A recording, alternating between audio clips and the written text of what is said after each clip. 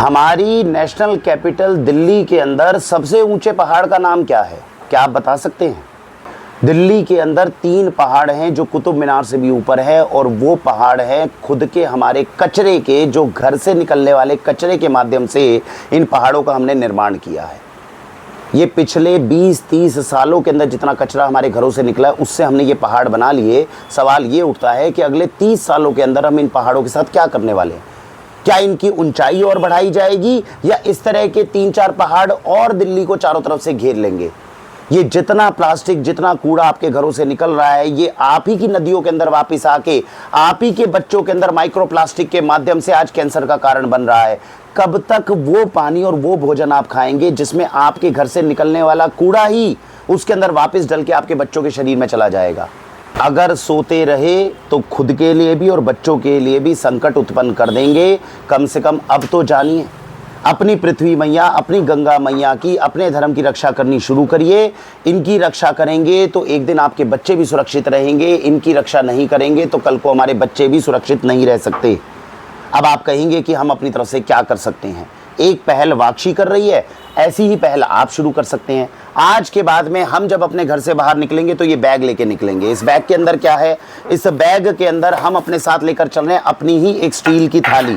इस बैग के अंदर हम लेकर चल रहे हैं अपनी स्टील की पानी की बोतल और ग्लास। इस बैग के अंदर हम लेकर चल रहे हैं अपने स्टील का चम्मच।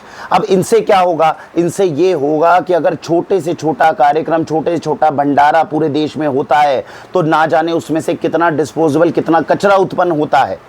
ये जितना प्लास्टिक और जितना कचरा आप देख रहे हैं पहाड़ के अंदर, इसमें कम से कम 30 से 40% कचरा वो है जो हम भंडारों के अंदर, कार्यक्रमों के अंदर, छोटी छोटी पार्टीज के अंदर, शादी ब्याह के अंदर, सारा का सारा प्लास्टिक हम इतना डिस्पोजेबल जनरेट करते हैं। कभी आंकलन करके देखिएगा, 6 लोगों की भी अगर आपने पार्टी करी तो उससे निकलने वाले कूड़े के अंदर कितना प्लास्टिक है, और ये सारा प्लास्टिक इन पहाड़ों में जाकर वापस हमारे घरों में आ रहा है। अपने साथ में आप एक ऐसे स्टेटस सिंबल को फॉलो कर रहे हैं जो आपके और आपके बच्चों की मौत का कारण कल को बनेगा।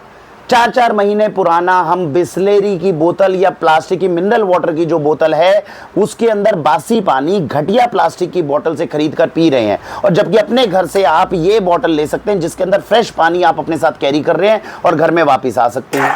अगर कहीं बाहर भी जाते हैं और कोई भी आपको किसी भी तरह का कोई भंडारा है, कोई कार्यक्रम है, क्यों संकोच कर रहे हैं? अपने घर से अपना बर्तन लेकर जाएं, इसके अंदर भोजन करें, इसको ही वहां पर 2 मिनट के अंदर वॉश करें और वापस लेकर आएं। ऐसी पहल अगर भारत के अंदर शुरू हो जाए, कोई नई पहल नहीं है।